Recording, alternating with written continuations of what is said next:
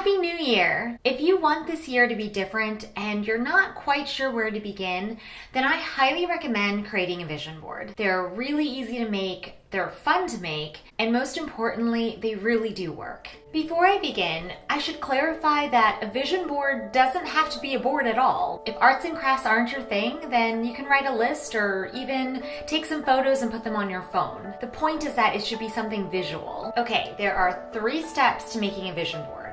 The first step is to daydream. This is the fun part. This is when you get to decide what goes on your board. This is not the time to put on lame stuff on your board, like pay your rent or go to the dentist. What do you really, really want? What are things that seem so out of reach that maybe you're too embarrassed to even say them out loud? It can be a job, a travel destination, even adjectives of how you want to feel. Whether it's personal or professional, it is your life and you deserve everything that you want. So step 1, daydream. Step 2, believe.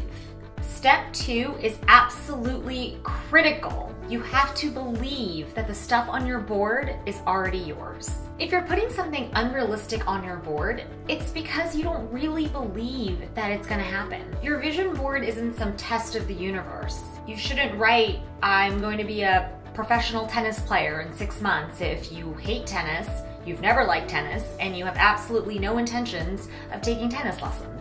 So why do we do it? Why do we hesitate to ask for the things that we truly want? I think that the reason we reach for low-hanging fruit is because our big dreams just seem so unattainable. You want something, but you don't know how you're gonna get it. But guess what? The great news is the how is not your concern. The only thing that you're responsible for is believing in your board. And what do you do when you believe in something?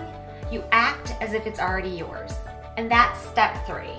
Inspired action. This is my current vision board that I'm working on, and this is an old vision board that I had when I lived in London. And at the time, I had put down that I wanted to move to America and work at Coca-Cola in Atlanta, Georgia.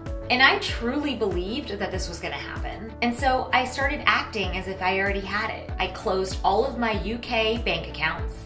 I started packing. I ended my lease.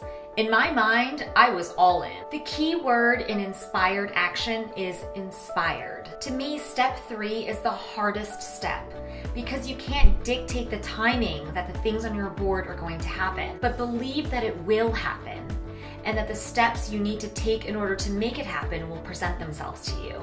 It's like plugging in your destination in a GPS. Your GPS knows how to get there and it knows the fastest way to get there. But when you're driving, there are long stretches where there's nothing to do but just cruise.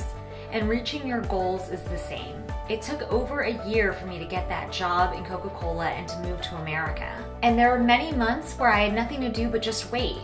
So I used that time to network and to apply for other jobs. You have to pay attention and actively move forward, but if something seems forced, then let it go. Turn your attention to something else and trust that your inner GPS knows the way towards your goals.